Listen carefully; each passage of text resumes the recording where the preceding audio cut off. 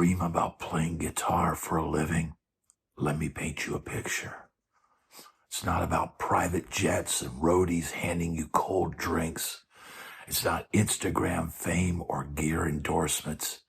No, it's dragging a 412 cab, 2 guitars, a pedal board, and an amp head up 2 flights of stairs while the DJ gets paid double and leaves before your encore. Still want to do it? Good, let's talk. Glamour versus grind.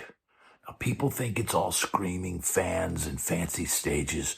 Truth is, most nights it's sticky floors, flat PAs, and waiting 45 minutes for one lukewarm taco backstage. Look, man, even that paints it a better picture than it really is, right? The reality is this, man. And look, man, I think people that come to Nashville now have it a lot better than we had it back when I was getting started there. Nashville is a boom town now, and if you get plugged into that scene, you can work as much as you want and probably make decent money, although it's very difficult, right? The reality of coming up when I did, whether it was in Los Angeles or, in Nashville, the reality was it was very difficult, man. There were many nights where we played to only a handful of people, got handed $35 at the end of the night, and sometimes that was to split 4 ways.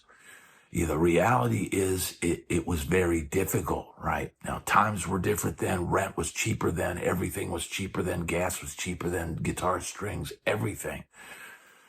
But the reality is it was hard. It was a very slow climb.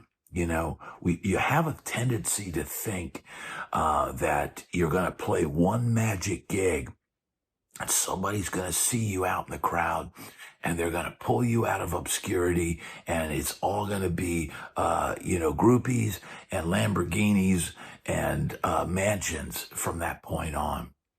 And man, that moment just... it never happens, right? It never happens. I don't know what the path is to make all of those things a reality. The reality is you're going to have to just grind it out night after night, make connections, play with good people, play with people that are great musicians. And, here's the reality. Most people are not going to help you on your climb, right? You could be playing your butt off night after night, and they just might not call you for anything. I was lucky to have a couple of friends who stuck their neck out and took a chance on recommending me for road gigs.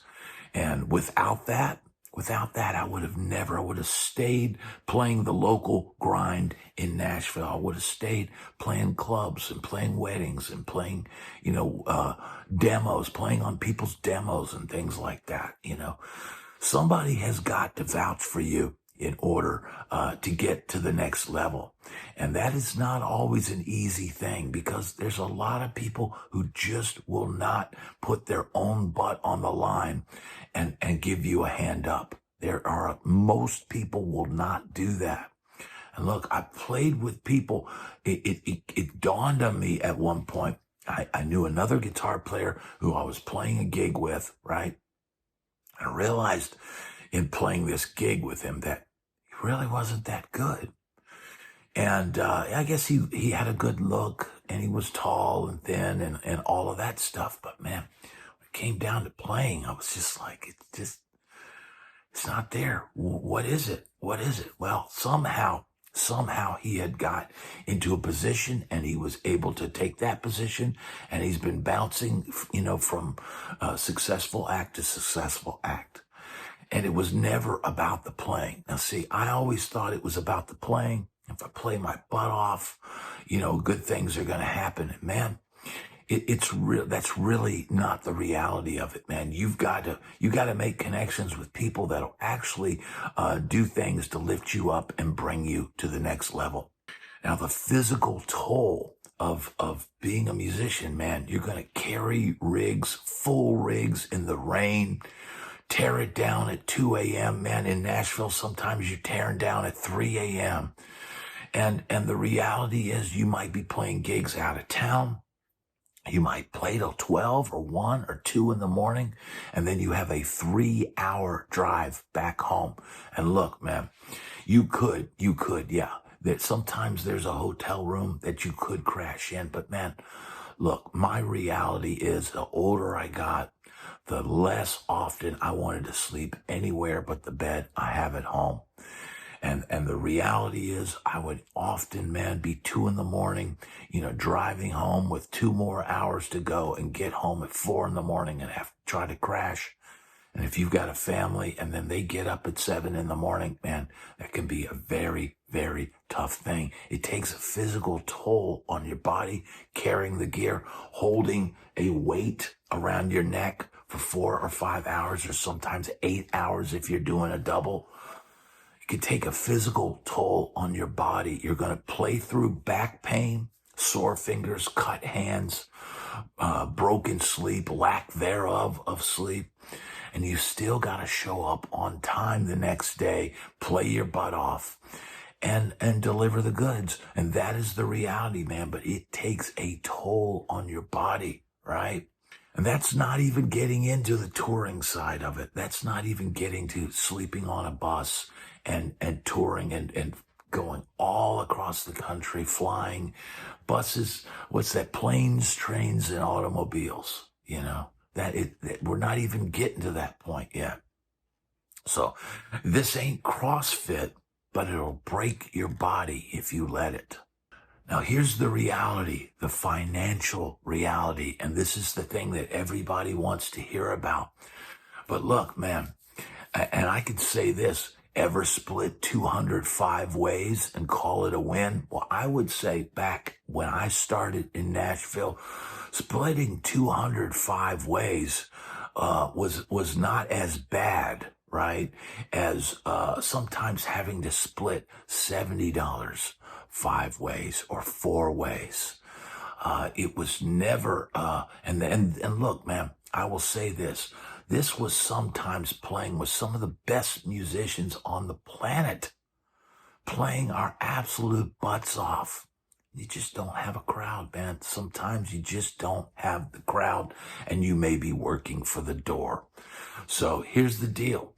There's other times where you might play your butt off at the end of the night. They go, we can't pay you, but think of the exposure, right? And then there's other times where we played to a packed house, right? And at the end of the night, they hand you your money, and maybe your money is $500, and you're thinking, oh, woohoo, this is going to be good. We're going to split this 4 ways. Nope. The sound guy is, you have to pay him out of this cut, and his cut is $300. So imagine that. The sound guy gets $300, and then you got to split 204 ways. That is the reality. And look, man, I've had a couple of these sound guys, these legendary Nashville sound guys that passed recently, and, no disrespect to them because they are, were stalwarts of the industry, but man, I also didn't bow down and worship at the feet that they bestowed their sound upon my meager talents. But the reality is, dude, if they're making $300 and my whole band is making $200, there's something not right about that financial reality. Now, meanwhile, the reality of all this, the DJ who hits play on a laptop, they'll just walk out with your entire week's grocery budget. That can be soul-crushing. And speaking of soul-crushing gigs, we've all been there. Empty bar, no monitors, drummer can't hear a thing. You pour everything into a solo, then hear someone yell, play Wagon Wheel. Or you pour everything into a solo and hear somebody, turn that shit down. That is the reality of this, man. And if that doesn't crush your soul, man, I don't know what will. Then there are the moments that keep you going. It happens. One night the band locks in tight. You hit a note that lands just right. The room feels it. For those 5 seconds, time stops. That's the fix. That's the drug. That's the why. And one of my last year, in Nashville playing gigs, I remember there was one night, man. This very rarely ever happened. I think it's the only time it's ever happened on a gig. When I was taking a solo over a sort of jazzy kind of tune, right? And all of a sudden, everything that I wanted to play, I could execute perfectly. Everything that I could think of that I wanted to play, it all came out. It was the first time in my entire life. A lot of times I'll think of ideas, and in the process of going from my brain to my hands, there's a slight mix up, and it never seems like it ever came out perfect. Well, that one time, and I said to the guys, he goes, man, you were putting on a clinic. And I was like, it was the one time that everything that I thought of, every idea that popped into my head, I could just execute flawlessly. Those are the moments that make it all worth it. Now, the real reasons we keep playing, because even if the money's bad, the work is hard, and the crowds are light, the guitar still speaks. The music from our soul pours out. And that is the reality. The band still laughs. The music still heals something in you. And deep down, you know, this life didn't happen by accident. It chose you. I know there are so many people that watch this channel that can relate to that statement. I want to hear from all of you in the comments. The reality is this: you don't play guitar for money. You don't do it for fame. You do it because something in you doesn't feel right without it. This life, it's loud, unpredictable, and often thankless. But man, it's real. You didn't pick it. It picked you.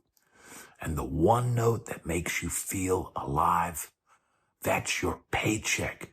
That's your applause. So tell me, what gig made you want to quit or made you fall in love all over again? I'll be in the comments.